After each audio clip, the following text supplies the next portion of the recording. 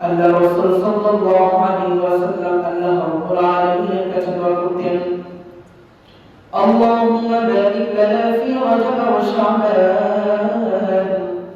ওয়া বাল্লিগনা রমাদান। বেশি বেশি করতেন, পড়ি সবাই, আল্লাহুম্মা বারিক লানা ফি রাজাব ওয়া শাবান ওয়া বাল্লিগনা রমাদান। আল্লাহুম্মা বারিক লানা ফি রাজাব ওয়া শাবান ওয়া বাল্লিগনা রমাদান।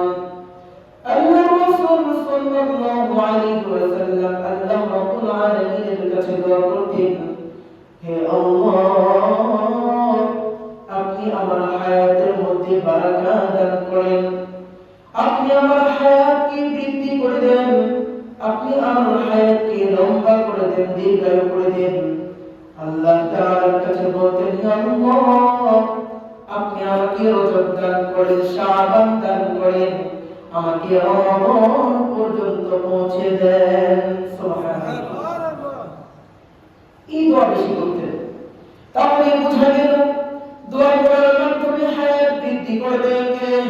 আল্লাহ। আর যদি বলতে হবে কে? দোয়ার মাধ্যমে আল্লাহ তাআলা হায়াতের মধ্যে বরকত দান করেন। দোয়ার মাধ্যমে বান্দার হায়াতের মধ্যে বরকত আসে, দোয়ার মাধ্যমে বান্দার হায়াত লম্বা হতে থাকে। কেমন দোয়া শিখিয়েছেন? বলেন, আল্লাহুম্মা বারিক লানা ফি রাজাব ওয়া শাবান। হে রব্বি কারীম, আপনি বারাকাত দান করেন, আপনি বরকত দান করেন রজব মাসে, শাবান মাসে। আমরা যদি একটু ভালোভাবে তাকদীর করে যদি একটু ঘুরে দেই, এই বছরের রজব মাসটা শেষ হয়ে গেল, রজব শেষ হতে হতে কেমন যেন আগামী বছর রজবটাকেও আমরা চেয়ে নিচ্ছি, কেমন যেন ঘুরপাক খাচ্ছে না?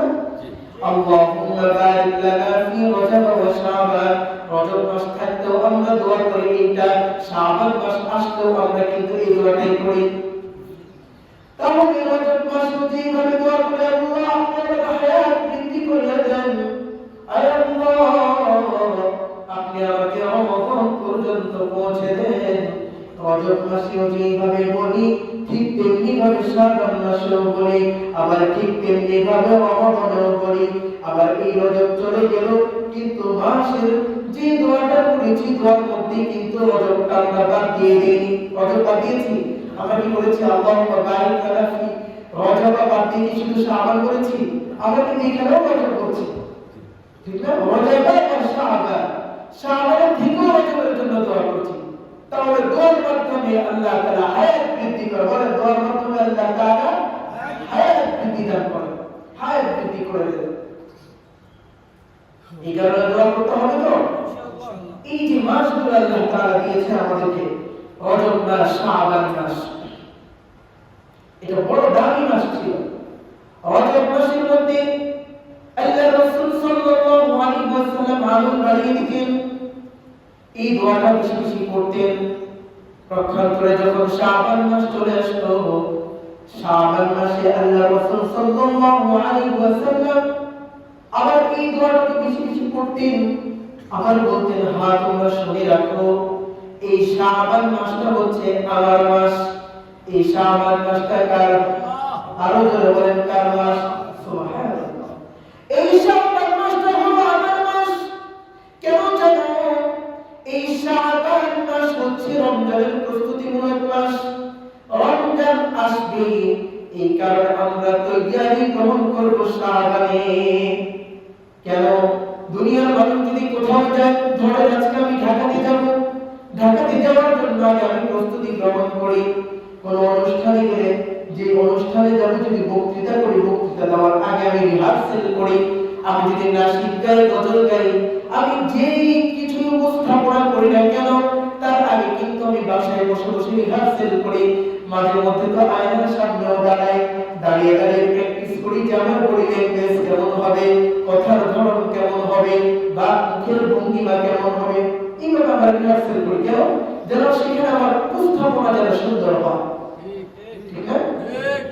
এই কারণে শাবান মাস হলো এমন মাস, যে শাবানের মধ্যে রাসূল সাল্লাল্লাহু আলাইহি ওয়াসাল্লাম বেশি থেকে বেশি রোজা রাখতেন, বেশি থেকে বেশি আমল করতেন। কেন? এই মাসে নিজেকে এমন ভাবে অভ্যস্ত করে দিতেন, এমন ভাবে তৈয়ারি গ্রহণ করতেন এবং উম্মাহকে মেসেজ দিয়ে দিতেন যে উম্মত এই মাসে এমন ভাবে তুমি নিজেকে তৈরি করো যেন রমাদান আসলে তোমাকে রোজা রাখতে কষ্ট না হয়, সালাত আদায় করতে কষ্ট না হয়। কেন তুমি তো আগে থেকে তৈয়ারি গ্রহণ করে রেখেছো, তো রমাদান আসলে তোমার কোনো টেনশন নাই, তুমি শুধু নিশ্চিন্তে রোজা রাখতে সিয়াম সাধনা করবে, জিকির করবে, তাসবিহ তাহলিল করবে। সুবহানাল্লাহ। তাহলে এটা যদি আগে যদি প্রস্তুতি নেওয়া হয় তাহলে পরে করাটা সহজ হয়ে যায়। বলেন আগে প্রস্তুতি পরে করা, আগে যদি প্রস্তুতি করা হয়, আগে যদি প্রস্তুতি গ্রহণ করা হয় তাহলে পরে করা সহজ হয়ে যায়। এখানে তৈরি গ্রহণ করবো তো ইনশাআল্লাহ। এই মাসগুলো যে আল্লাহ তাআলা আমাদেরকে দিয়েছেন এতে আমরা খুশি না বেজার? খুশি। যারা বলেন খুশি না বেজার? খুশি। আলহামদুলিল্লাহ। আমাদের সাথে কত মানুষ ছিলেন, রজবের জন্য তারা দোয়া করেছে, শাবানের জন্য তারা দোয়া করেছে, আজকে তারা বেঁচে নেই, দুনিয়া ছেড়ে চলে গেছে। আল্লাহ তাআলা হয়তো তার অনুগ্রহ এবং রহমত দিয়ে আমার হায়াতকে এতটুকু পর্যন্ত পৌঁছে দিয়েছে। বলেন আলহামদুলিল্লাহ। আলহামদুলিল্লাহ। আল্লাহ তাআলা যেন আমাদেরকে রমাদান দান করেন এবং রমাদানের পূর্ণ রহমত, মাগফিরাত এবং নাজাত যেন আমাদেরকে দান করেন। বলেন আমিন। আমিন। এই মাসগুলো পেয়েছি, এটা আল্লাহ তাআলার পক্ষ থেকে বড় করুণা, বড় রহমত।